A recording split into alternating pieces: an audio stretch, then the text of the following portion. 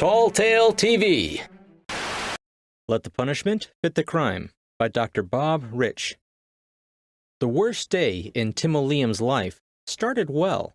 It was a Monday, hot and windless, but cool enough in the shade of the tall timber. As usual, he was well ahead of the others. He had 15 sticks on the ground by lunchtime. Tim switched off his chainsaw, took off his hard hat with its attached visor and earmuffs, and tossed him into the front seat of his white Jeep. He put the saw and other gear into the back and hopped in. He drove the few hundred yards to the creek where Jimmy had the hot food ready and bubbling. 3 of the other fallers were already there, as well as the riffraff, and Sam the boss, of course. Then that bloody skite Laurie Smith drove up in his bright red Range Rover. "How many you cut?" Tim told him, and Laurie went a puce color, then managed to smile. "Well, I got 12, he said. "Not bad for a beginner," Tim said complacently. It wasn't either. The next highest score was 8, and last Saturday, Tim had beaten Laurie again in the open chainsaw comp at the show. $300 and a bloody butte plaque to hang on the wall. They were by a creek, muddy brown, of course, with all the work being done. A few tree ferns stood about, like bloody leftover feather dusters stuck into the ground at a dinosaur kids' party. What had been standing forest lay in untidy heaps on the ground.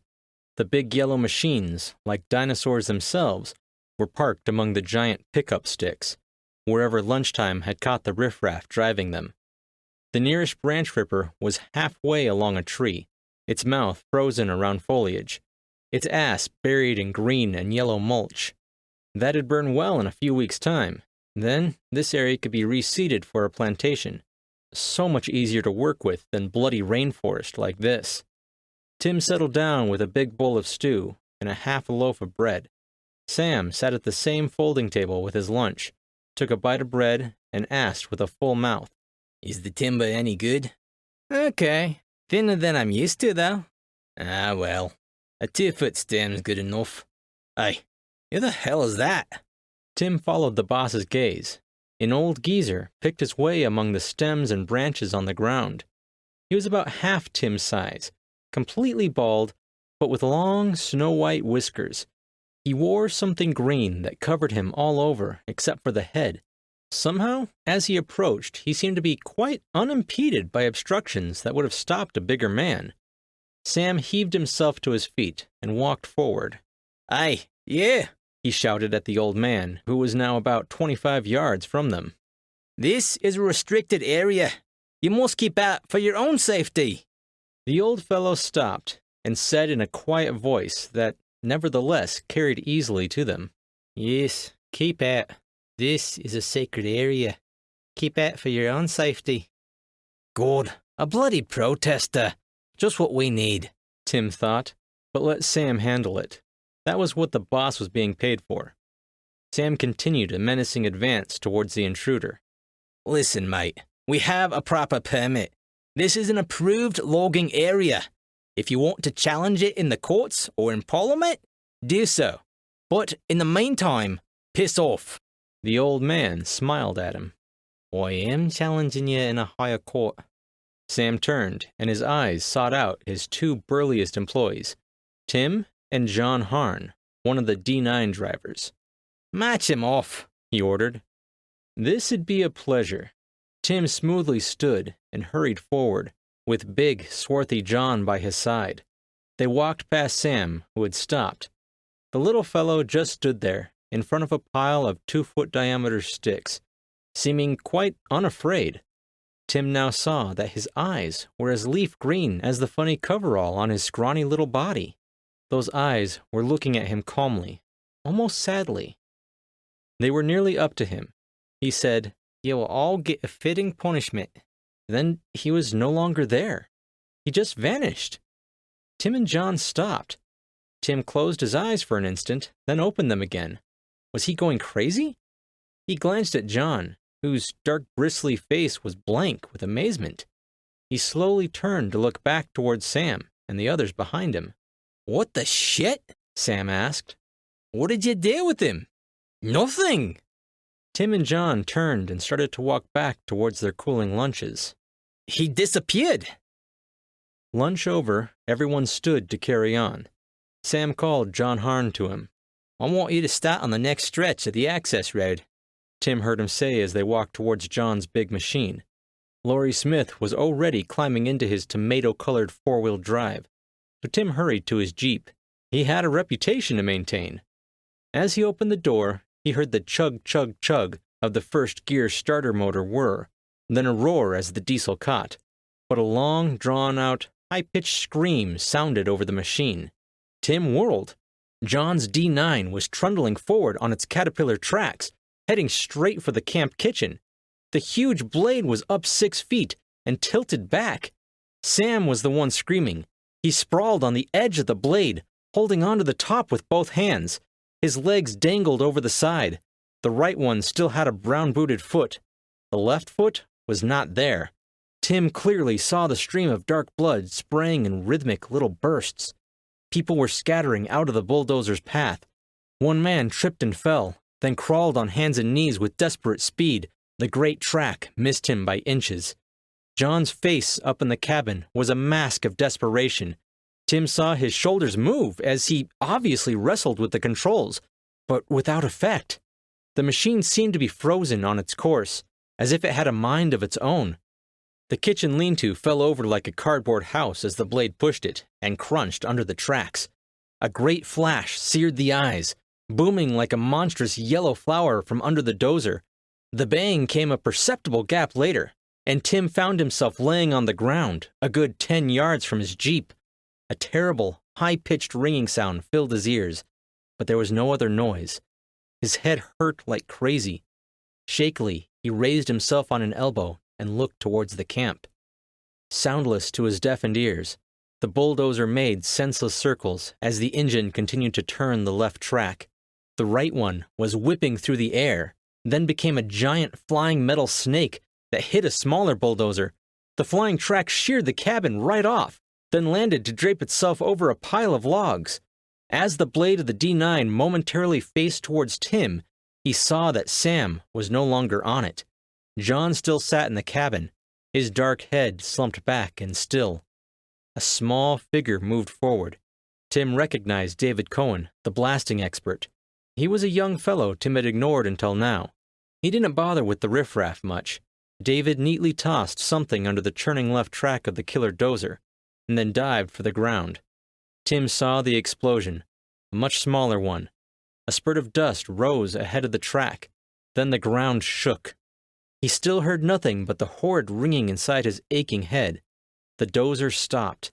The drive wheels still caught the sun as they turned, but the left track had bunched up between the idlers. Several men scrambled into the cabin. Tim stood up with a great deal of difficulty.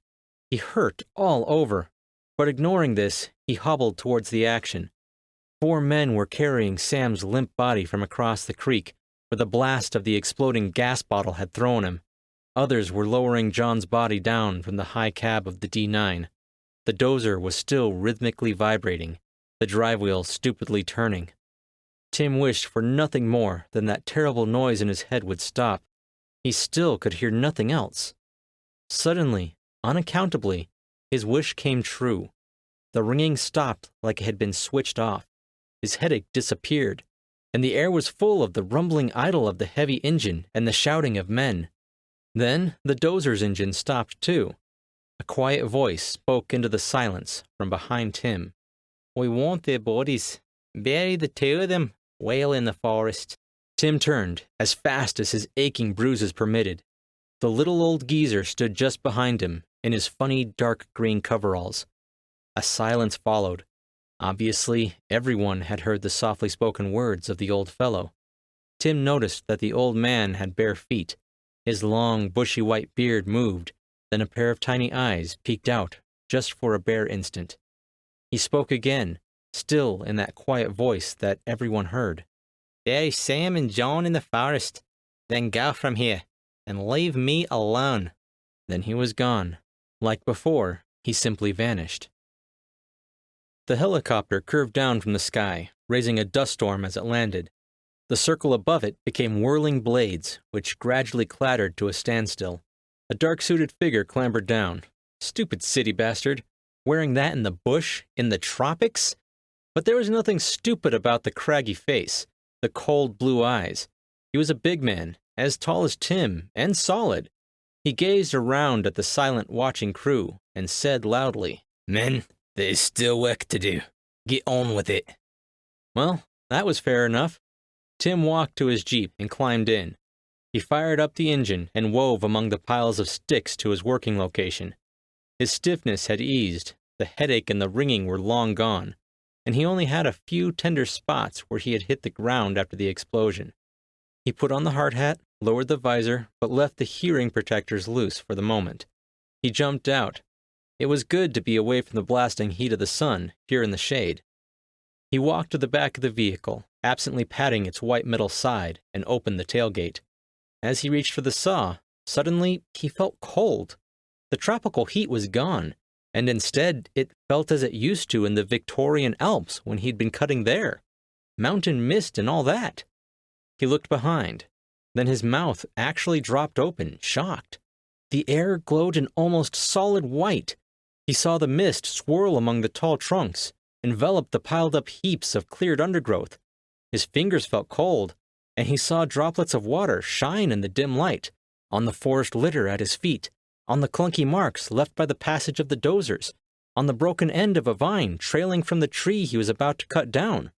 He felt the icy touch of the mist on his face. "Well, I never," he said aloud. Mountain mist on a hot tropical afternoon? Was he going crazy? Maybe he'd had more of a bang on the head than he realized. Then he heard Laurie Smith's voice from somewhere to the right. "Tim? Tim or Liam?" "Yeah, I'm here," he shouted back. "Come and help me, mate. I'm trapped." "Sure."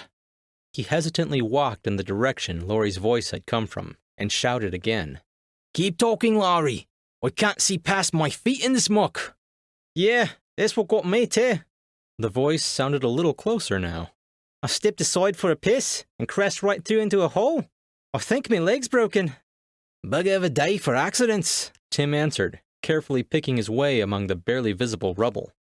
Then, instead of Laurie's voice, he heard the quiet speech of the mysterious old bastard. "That's far enough, Tim," he said. "Laurie is nowhere near. That was me, imitating his voice to get you away from your Jeep. We'll deal with him another time, but now it's time for your punishment." Tim felt annoyed at the crazy old coot, wanting to wring his scrawny neck. He tried to lift his leg to take the next step, but the leg wouldn't move. It was as if he'd stepped in glue. He looked down where his foot should have been. He saw a gnarled, knotty bit of wood. As he watched, he saw the leg of his yellow coverall turn into yellow bark. A different yellow, a creamy pastel color. His right foot and leg were the same. Too amazed for any emotion, even fear, he watched the space between his legs fill with a yellow-barked solidity. Then he realized that the part that had been his feet were getting farther and farther away. His eyes were now a good 15 feet above the ground. Only he didn't have eyes anymore. He had a consciousness of the visual appearance of his surroundings, all around. Simultaneously, he could see the ground around a full circle, but as if from a great height. At the same time, he was gazing at the foliage of half a dozen trees, and above spread the blue sky with the life-giving sun beaming from the west. A possum thing jumped from the neighboring tree onto one of Tim's branches. "One of my branches! One of my branches!" He examined himself. He stood maybe 108 feet tall. He had a wide spreading crown, every leaf aimed to catch as much sunshine as possible. He felt juices course up and down within the cambium layers surrounding his 2-foot diameter stem, and deep below the ground, far and wide, his seeking roots sucked in nutrient-laden water. He enjoyed the satisfying feel of his taproot sunk deep into the subsoil, the comfortable solidity of his main lateral roots stabilizing him against the light breeze, the gentle flow of cool air over the thousands of leaves that were his mouths. He was still Tim O'Liam, the best faller in Queensland, but also he was this tree, and for the first time in years, he felt at peace. He couldn't remember when he had felt so good, so powerful, so serene. It was great being a tree, He felt immense, strong, in balance with his surroundings, perfect for where he was, and in a perfect place.